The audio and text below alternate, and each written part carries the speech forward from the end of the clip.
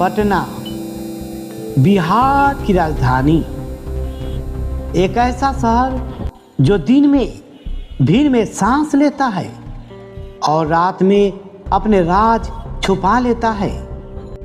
यह कहानी किसी फिल्म की नहीं है, यह कहानी किसी कल्पना की भी नहीं है। यह कहानी है एक लड़की की जो पढ़ना चाहती थी, आगे बढ़ना चाहती थी और बस जिंदा रहना चाहती थी। लेकिन 24 घंटे, सिर्फ 24 घंटे उसकी पूरी जिंदगी पर भारी पड़ गए। वह 18 साल की थी, उम्र जहां इंसान खुद से ज्यादा अपने सपनों से प्यार करता है। जहानाबाद का छोटा सा घर, माँ की डांट, पिता की खामोशी और पढ़ाई को लेकर उम्मीदें। 5 जनवरी 2026 वह पटना लौटी अपने गर्ल्स हॉस्टल में। उसके बैग में कपड़ों से ज्यादा सपने भरे थे। उसे क्या पता था कि यह सफर उसका आखिरी सफर बन जाएगा। हॉस्टल का कमरा, 4 दीवारें, एक खिड़की, एक छोटा सा बेड। वह कमरा जिसने उसकी हंसी देखी थी, उसकी थकान सुनी थी और उसकी खामोशी को भी समझा था। 5 जनवरी की रात कुछ भी असामान्य नहीं था। न कोई चीख, न कोई शिकायत, न कोई डर, सब कुछ सामान्य था। और यही बात इस कहानी को और डरावना बना देती है। 6 जनवरी शाम के 4 बजे हॉस्टल से फोन आता है, लड़की बेहोश मिली है, अस्पताल ले जा रहे हैं। बस इतनी सी जानकारी, माँ का दिल बैठ जाता है, पिता का गला सूख जाता है। पर सवाल वहीं से शुरू हो जाते हैं। 24 घंटे में ऐसा क्या हुआ? एक लड़की जो कल तक ठीक थी, आज बेहोश कैसे? परिवार पटना पहुंचता है और यहीं से कहानी में अंधेरा घना होने लगता है। परिवार का आरोप है पुलिस को तुरंत सूचना नहीं दी गई, कमरे की कोई वीडियो रिकॉर्डिंग नहीं हुई, हॉस्टल का कमरा सील नहीं किया गया। क्राइम डॉक्यूमेंट्री की भाषा में इसे कहते हैं साक्ष्यों का मरना, क्योंकि जब सवाल उठने से पहले सबूत गायब हो जाए तो सच खुद ही घायल हो जाता है। सबसे पहले एक निजी अस्पताल। डॉक्टर कहते हैं घबराने की बात नहीं, सब ठीक है। 2 दिन परिवार यही सुनता रहा। फिर अचानक डॉक्टरों का व्यवहार बदल जाता है।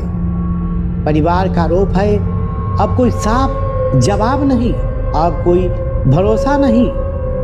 लड़की को वहां से हटाकर ले जाया जाता है मेदांता अस्पताल। यहाँ 4 दिन 4 रातें माँ बाहर बैठी रहती है, हर दरवाजे की आवाज पर चौंक जाती है, लेकिन बेटी से मिलने नहीं दिया जाता। 4 दिन बाद डॉक्टर कहते हैं शरीर में जहर पाया गया है। एक वाक्य और 100 सवाल। अगर जहर था तो शुरुआत में क्यों नहीं बताया गया? अगर ओवरडोज था तो जहर कहां से आया? अगर आत्महत्या थी तो कोई सुसाइड नोट क्यों नहीं? यहाँ हर जवाब एक नए सवाल को जन्म देता है। पुलिस जांच में हॉस्टल के कमरे से नींद की गोलियां मिलने की बात आती है। पुलिस कहती है उसे दवा खाने की आदत थी, पर परिवार पूछता है तो डॉक्टर कौन था? इलाज का रिकॉर्ड कहाँ है? मेडिकल पर्ची कहाँ है? जब ये सवाल अनसुने रह जाते हैं तो शक आरोप में बदलने लगता है।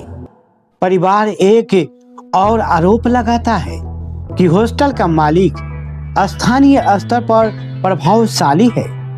हम इस डॉक्यूमेंट्री में किसी का नाम नहीं लेते, लेकिन सवाल रखते हैं। जब हॉस्टल प्रशासन पुलिस से पहले अस्पताल तय करता है, जब कमरा बिना जांच के खोल दिया जाता है, तो क्या यह सिर्फ लापरवाही है या कुछ और?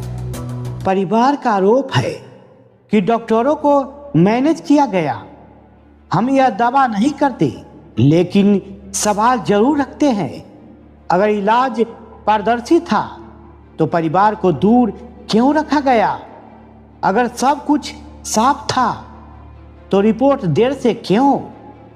क्राइम डॉक्यूमेंट्री यहीं रुककर पूछती है, किसके हित में? 9 जनवरी 2026 से परिवार थाने पहुंचता है। रेप का केस दर्ज कराया जाता है। यह फैसला आसान नहीं था, क्योंकि जब आप आरोप लगाते हैं तो पूरा सिस्टम आपके सामने खड़ा हो जाता है।